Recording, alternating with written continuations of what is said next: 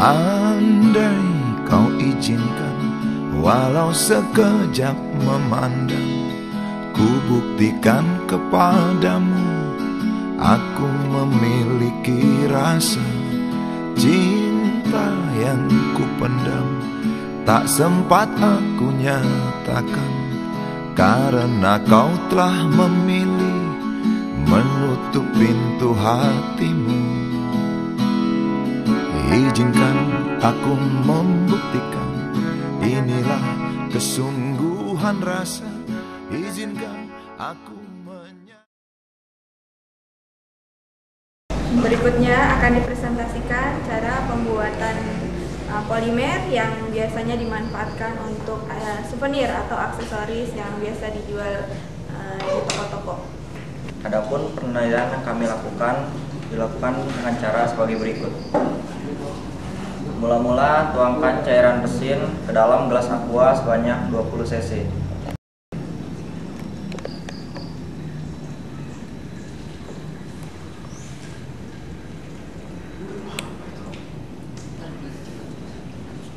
Tambahkan sedikit bahan perwarna resin.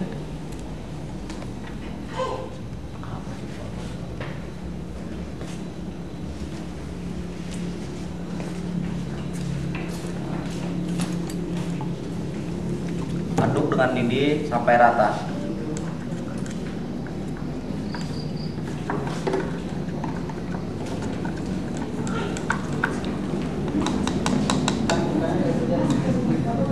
Itunya diangkat jadi kelihatan kan ya. Berdiri, kamu berdiri semua.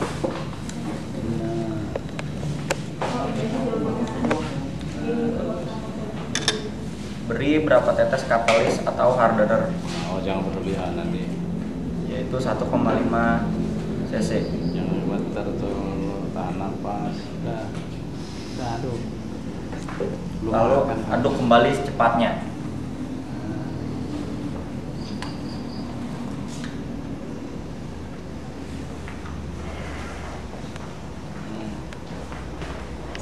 Campuran tersebut selanjutnya dituang ke dalam cetakan.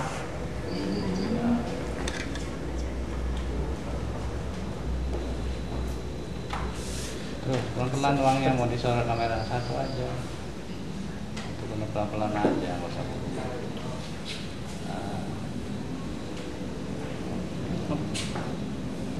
Nah, pasang kawatnya nanti. Mana itu sana kemana yang udah bobok kayak tadi. Lalu dipasangkan kawat.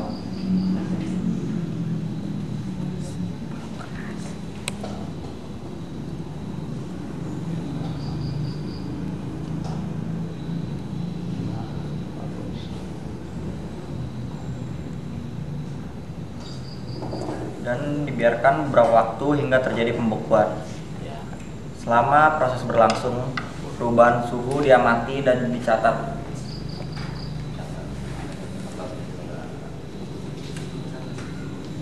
Untuk pula waktu sampai terjadi pembekuan.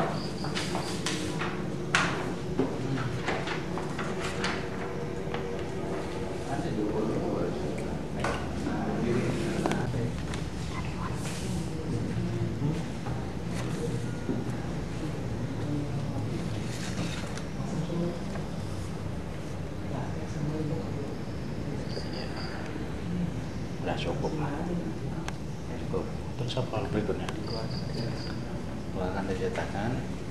Nah, itu Setelah terjadi pergeseran atau pembekuan, polimer tersebut dikeluarkan dari cetakannya.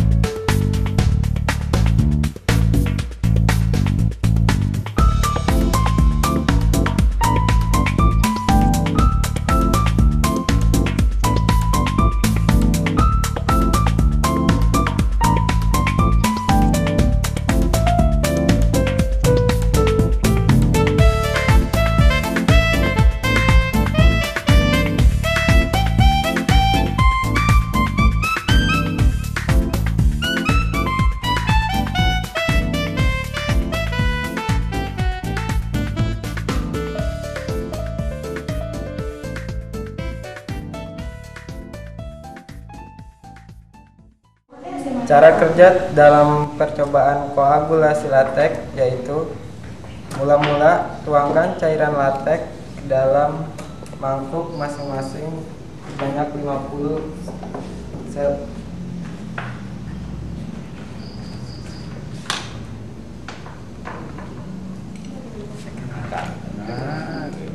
Ya, Oke, udah pas.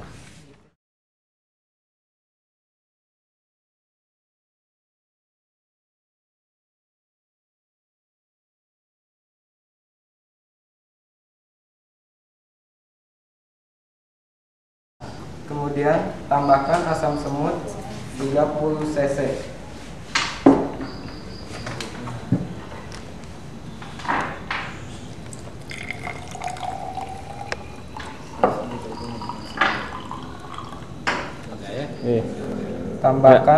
Tambahkan asam semut 30 cc. Kemudian aduk kembali secepatnya.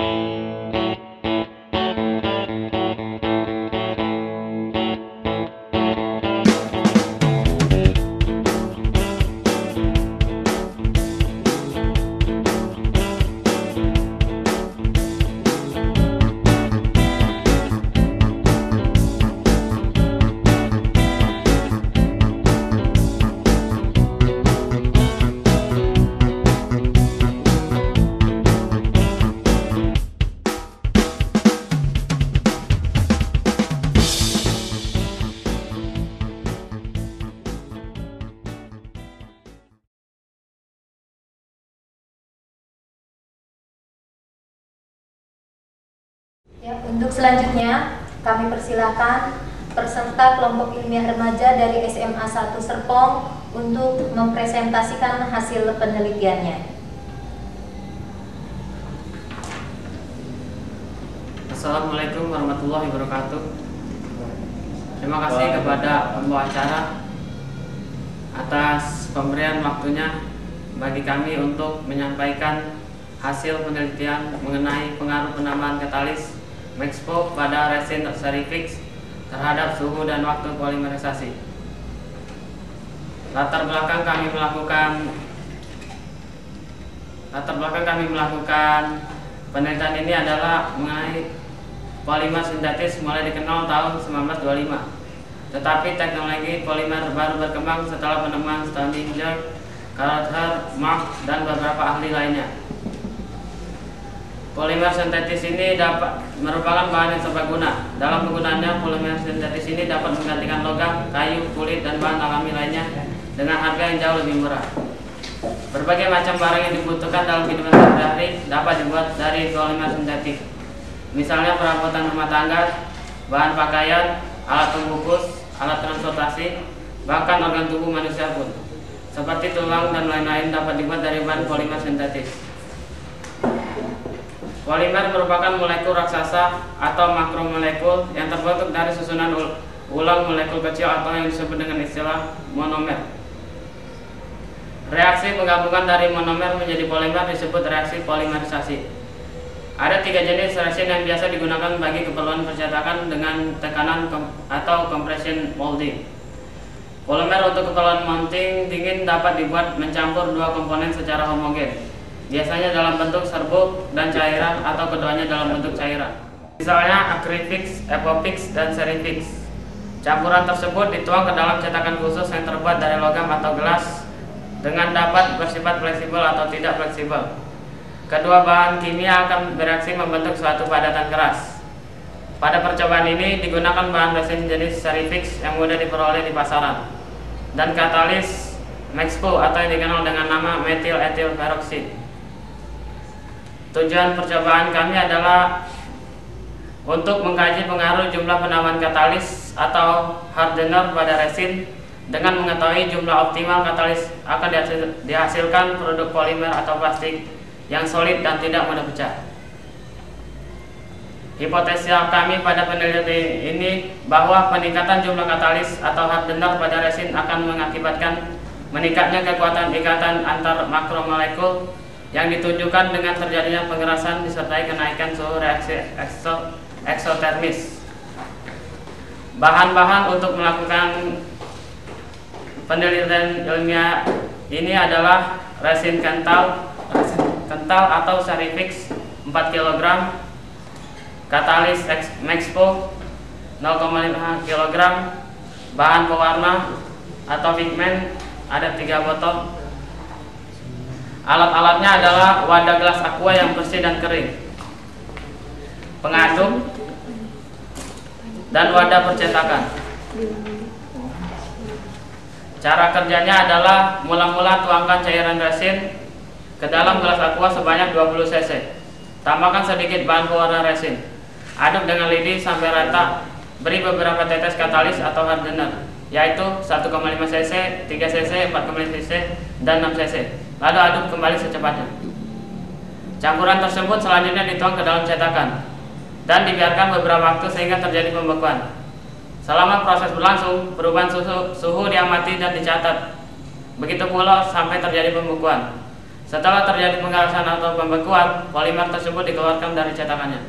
Hasil dari pembahasan kami yaitu pada uji coba awal dilakukan pencampuran resin serifix berwarna yellow dan katalis Mexpo berlebihan yaitu 10 cc. Di saat menit pertama terjadi kenaikan suhu mencapai 122 Celcius. Berlangsung hingga menit ketiga dengan disertai uap yang cukup banyak. Kemudian disusul terjadinya cracking, yaitu polimer yang dihasilkan menjadi pecah-pecah karena efek penambahan katalis dalam jumlah banyak menyebabkan terjadinya laju reaksi yang amat cepat. Peningkatan laju reaksi yang tak dapat diserap oleh resin serifix karena jumlahnya relatif rendah mengakibatkan aliran panas reaksi melaju secara tak terkendali. Dari hal tersebut kemudian dirancang variabel volume katalis yang lebih rendah, yaitu di bawah 6,0 cc sampai paling rendah yaitu 1,5 cc. Pada pencampuran berikutnya, berdasarkan variabel volume katalis yang telah ditetapkan, dilakukan pula pengamatan namanya waktu pengerasan, kenaikan suhu reaksi, dan pengamatan suhu saat mulai timbulnya asap seperti yang disajikan pada tabel 1 yang terlalu.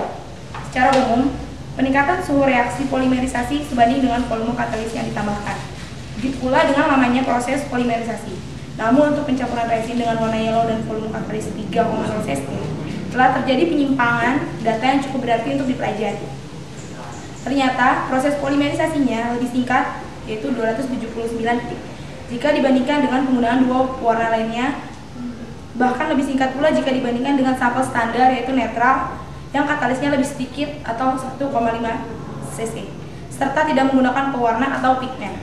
Kemungkinan penyebabnya: pertama, penggunaan jenis pewarna memberikan pula pengaruh terhadap suhu dan waktu polimerisasi karena perbedaan bahan pewarna membedakan pola komposisi kimia zat penyusunnya.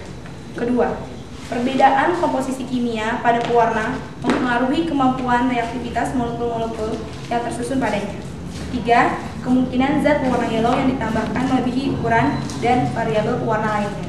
Hasil kesimpulan dari kerja ilmiah kami ini adalah berdasarkan pencobaan yang telah dilakukan, diperoleh kesimpulan bahwa penggunaan katalis berlebihan dapat menimbulkan terjadinya kenaikan suhu mencapai 122 derajat Celcius, disertai uap yang cukup banyak dan polimer yang dihasilkan menjadi pecah-pecah. Pada pencampuran resin dengan pewarna yellow dan volume katalis 3 cc telah terjadi sedikit penyimpangan data yang kemungkinan disebabkan perbedaan jenis pewarna karena memiliki perbedaan komposisi kimia zat penyusun dan zat penyusunnya, berpengaruh pada reaktivitas susunan molekul-molekulnya. Untuk menghasilkan benda aksesori atau sen yang cukup baik, yaitu menggunakan perbandingan resin dan katalis 10:1. Terima kasih. Mohon maaf apabila ada kesalahan dan keterbatasan, karena di lab kami itu keterbatasan media dan alat. Wassalamualaikum warahmatullahi wabarakatuh. Waalaikumsalam. Terima kasih atas penjelasan yang sudah disampaikan. Kemudian kami lanjutkan untuk forum tanya jawab. Kepada panelis yang akan mengemukakan pertanyaannya, kami persilahkan. Nah, ini ada pertanyaan yang akan kami ajukan untuk peserta PIR SMA Negeri 1 Serpong yang judul makalahnya pengaruh penambahan katalis ekspor pada resin serifik terhadap suhu dan waktu polimerisasi. Tadi Anda mengemukakan bahwa penambahan katalis dengan resin dan menggunakan pewarna yellow, di situ kalian menggunakan katalisnya berlebihan sehingga terjadi hasil polimerisasi yang kurang baik. Di situ dikatakan tadi bahwa kemungkinan penyebabnya adalah yang pertama, penggunaan jenis pewarna berpengaruh. Itu bisa kami terima. Ya, mungkin karena warnanya kuning saja berpengaruh ya. Lalu ada lagi dikatakan di situ perbedaan komposisi kimia pada pewarna mempengaruhi kemampuan reaktivitas, itu juga bisa kami terima. Tapi yang ketiga kami menjadi bertanya, dikatakan bahwa kemungkinan jumlah zat pewarna yellow yang ditambahkan melebihi ukuran dari variabel pewarna lainnya. Berapa banyak sih sebetulnya pewarna yellow yang ditambahkan? Berapa cc atau berapa gram? Kalau dikatakan itu melebihi ukuran yang lainnya berapa? Terima kasih kepada panelis atas pertanyaannya. Ya, tadi disampaikan bahwa kenapa itu ukuran berapa yang membuat bahwa itu yang yellow lebih lama dan komposisinya lebih. Sebenarnya kalau yang putih dan yang hitam itu komposisinya sekitar 1 cc, setengah cc, 0,5 cc. Tetapi pada yang kuning itu diberikan sampai 1 cc. Jadi kayaknya berpengaruh sekali kepada ini polimerisasi resin ini. Pertanyaan berikutnya, tadi kami menyaksikan di layar kalian tampilkan grafik 1. Pada grafik 1 itu ada suatu garis yang bentuknya seperti pancing, bengkok seperti pancing. Tolong jelaskan grafik itu, bagaimana itu? Kok nggak lurus? Kenapa bentuknya seperti pancing? Silahkan. 1,5 cc itu adalah yang bening yang tanpa pewarna. Terus yang 3 cc itu memakai warna yang yellow. Jadinya ya yang tadi teman saya bacakan itu ada penyimpangan. Jadi arahnya grafiknya itu menurun gitu. Terus yang 4,5 cc dan 6 cc itu mengikuti jalannya 1,5 cc itu, jadi garis lurus ke atas. Jadi hanya yang mengalami penyimpangan itu 3 cc, jadi grafiknya agak seperti pancing yang seperti Bapak katakan. Terima kasih, Pak. Oke, kita beri aplaus untuk kelompok 1 yang sudah berhasil.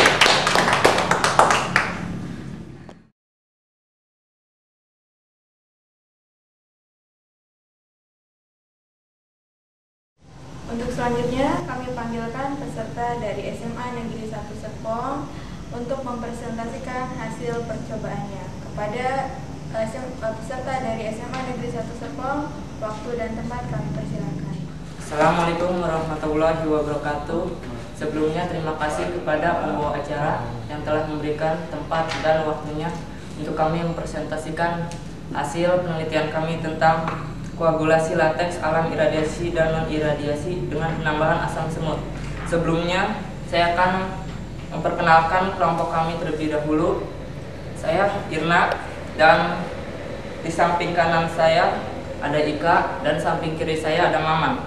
Latar belakang kami melakukan penelitian ini dikarenakan Indonesia merupakan negara produsen karet alam terbesar kedua tingkat dunia, meliputi perkebunan rakyat 84,4%, perkebunan besar negara PTP 8,7%, dan perkebunan besar swasta 6,9%. Namun amat disayangkan hutan tanaman karet kita tak sedikit yang diberangus dan digantikan dengan pemukiman pendapat ataupun tergusur karena pengembangan suatu wilayah perkotaan yang juga membutuhkan tempat sebagaimana berlangsung di wilayah Serpong hingga saat ini. Upaya mempertahankan hutan tanaman karet agar tetap produktif merupakan suatu tindakan yang bijaksana, karena hutan tanaman karet selain bermanfaat bagi penyerapan gas CO2 di udara agar di lingkungan hidup tetap nyaman, juga getahnya atau lateks dapat diolah untuk berbagai keperluan. Penelitian yang mengarah kepada upaya penurunan kadar protein alergen dengan menambahkan enzim protease asal pepaya menjadi sasaran jangka ke depan dari rancangan penelitian yang akan kami lakukan, karena menggunakan enzim protease pada lateks merupakan proses yang cukup ekonomis dibandingkan proses lainnya. Saat ini dikarenakan keterbatasan fasilitas laboratorium dan peralatannya, maka percobaan koagulasi lateks dengan penambahan asam semut. Percobaan koagulasi lateks ini dilakukan dengan tujuan untuk mempelajari dan mendapatkan data awal mengenai teknologi pembekuan lateks menjadi karet padat yang diharapkan dapat menunjang percobaan pembuatan lem karet, serta teknologi proses dan formula pembuatan karpet di tahun mendatang. Pada penelitian dan pengamatan tentang koagulasi atau penggumpalan lateks menggunakan asam semut, ini dihipotesiskan bahwa makin tinggi kadar asam semut yang ditambahkan ke dalam lateks, makin banyak pula karet yang dapat digumpalkan. Bahan-bahan yang kami butuhkan yaitu lateks iradiasi 2 liter, lateks non iradiasi 2 liter, dan asam semut 2 liter. Serta alat yang kami buat yaitu beker glass, cawan plastik, timbangan, dan gelas ukur. Cara kerjanya ialah mula-mula tuangkan cairan lateks ke dalam 3 wadah atau mangkok masing-masing sebanyak 50 cc. Tambahkan asam semut antara lain 10 cc, 20 cc, dan 30 cc. Aduk kembali secepatnya. Campuran tersebut selanjutnya dibiarkan beberapa menit hingga membeku. Setelah terjadi pemerasan atau pembekuan, sampel dimasukkan dalam kantung plastik dan ditimbang. Kemudian tuangkan pula cairan lateks ke dalam 3 wadah atau mangkuk masing-masing sebanyak 50 cc. Tambahkan asam semut kira-kira 5%, 10%, dan 25%. Aduk kembali secepatnya. Campuran tersebut selanjutnya dibiarkan beberapa menit hingga membeku. Setelah terjadi pengerasan atau pembekuan, sampel tersebut dimasukkan ke dalam kantong plastik lalu ditimbang.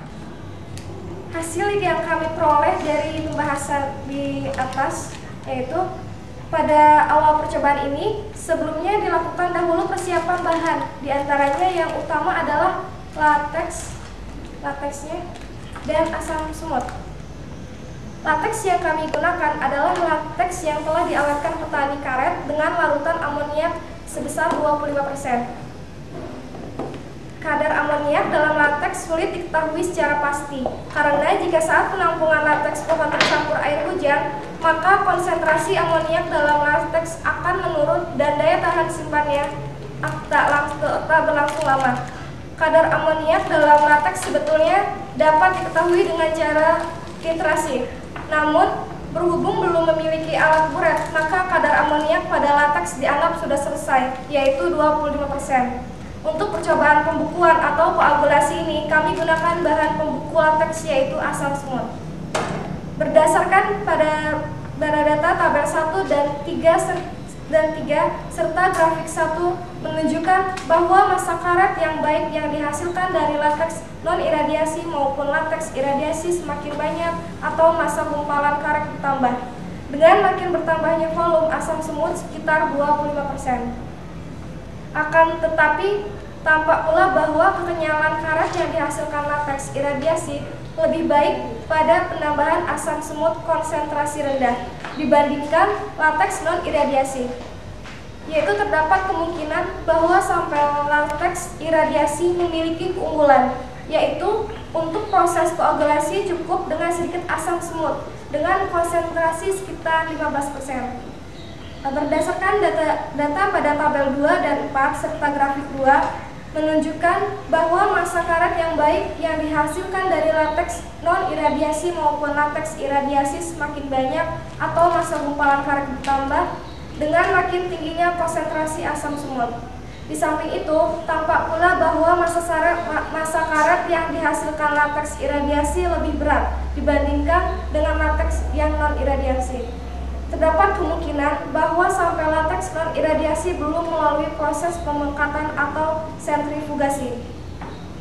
Kesimpulan yang kami peroleh dari data tersebut yaitu telah dilakukan dihasilkan dari lateks iradiasi memiliki keunggulan sifat fisik dan kimia dibandingkan dengan lateks non-iradiasi.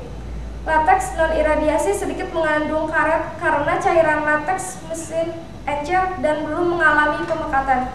Secara keseluruhan, disimpulkan bahwa pembukuan lateks menjadi gumpalan karet amat ditentukan dengan konsentrasi asam semut yang optimum, yaitu 20 cc asam semut, 15% untuk 50 cc lateks.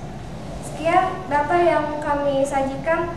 Adapun kekurangannya kami mohon maklum. Sekian, terima kasih. Wassalamualaikum warahmatullahi wabarakatuh. Waalaikumsalam. Terima kasih atas penjelasan yang sudah disampaikan. Kemudian kami lanjutkan untuk forum tanya jawab. Kepada panelis yang akan mengemukakan pertanyaannya, kami persilahkan. Kalian tadi sudah presentasikan ya, dan pada kesempatan ini Bapak akan menanyakan mengenai bahan yang digunakan. Itu tadi dijelaskan bahwa menggunakan lateks biasa, lalu lateks iradiasi, lalu asam semut. Bapak ingin menanya dari mana kalian peroleh ketiga bahan itu?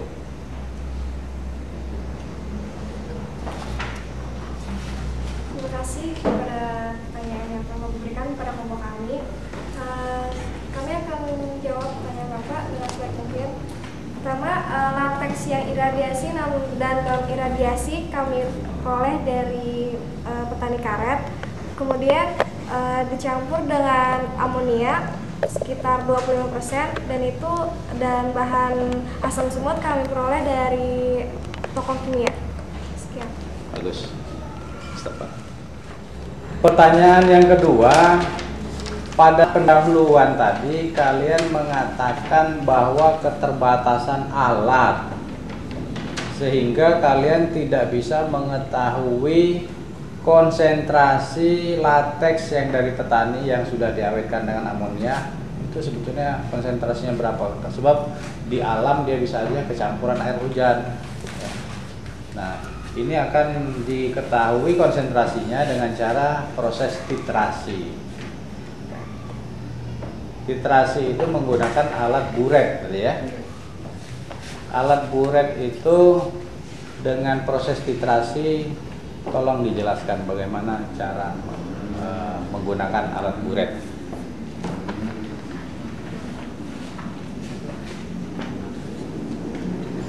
Sudah pernah lihat alat buret belum? Belum? Oh ya udah, lewat aja itu. Assalamualaikum warahmatullahi wabarakatuh. Tadi Anda menjelaskan bahannya itu ada asam semut. Saya ingin menanyakan asam semut itu bahannya dari apa aja? Maksudnya berasal dari mana? Bahannya apa itu? Sekian, terima kasih. Apa semut ditunggu? Terus dikasih senjawa, ditukar. Sebenarnya kami mohon maaf karena kami belum mengetahui asal dari asam semut ini. Jadi kami mendapatkannya langsung berupa langsung terjadinya. Nggak tahu asal pembuatannya. Terima kasih. Sekarang Bapak kita. Dan itu termasuk golongan asam karboksilat. Termasuk senyawa karbon yang jenisnya itu asam karboksilat. Nah, kalian udah belajar hidrokarbon tuh. Nah, kalau asam semut ini atau disebut juga asam format, C-nya 1 ya Pak ya? Nah, C-nya 1, asam format. Kenapa disebut asam format? Harusnya asam itu format itu kan nama trivial ya Pak ya? Karena itu dihasilkan oleh semut, adanya di semut. Nama format itu dari bahasa Latin, formica. Formica itu artinya semut. Ya silakan. Ulangin kata Ibu tadi asam semut adalah. Assalamualaikum warahmatullahi wabarakatuh. Saya akan menjawab pertanyaan para panelis kita tentang dari mana asal zat asam semut. Zat asam semut itu didapat dari merupakan suatu enzim yang terdapat pada semut yang diambil secara seperti kata-katanya gitu aja jawabannya. Oke, udah ulangin nanya lagi.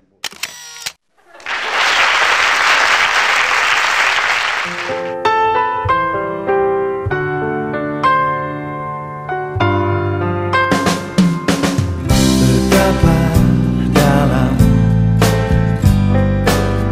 rasa kasihku padamu yang selalu membayangi di setiap liku jalanku, membawa terang yang melangkah hidupku.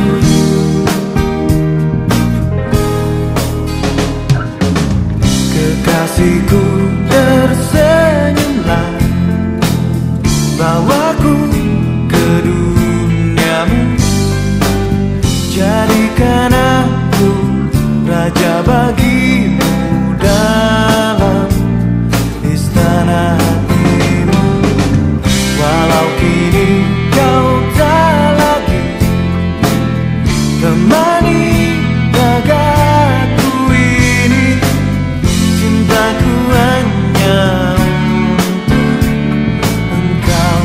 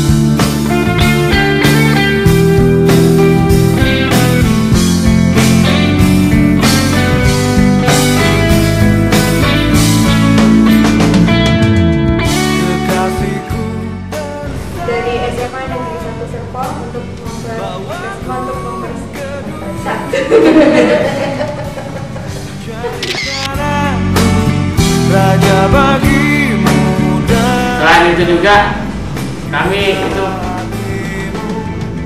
nggak bisa bikin lagi.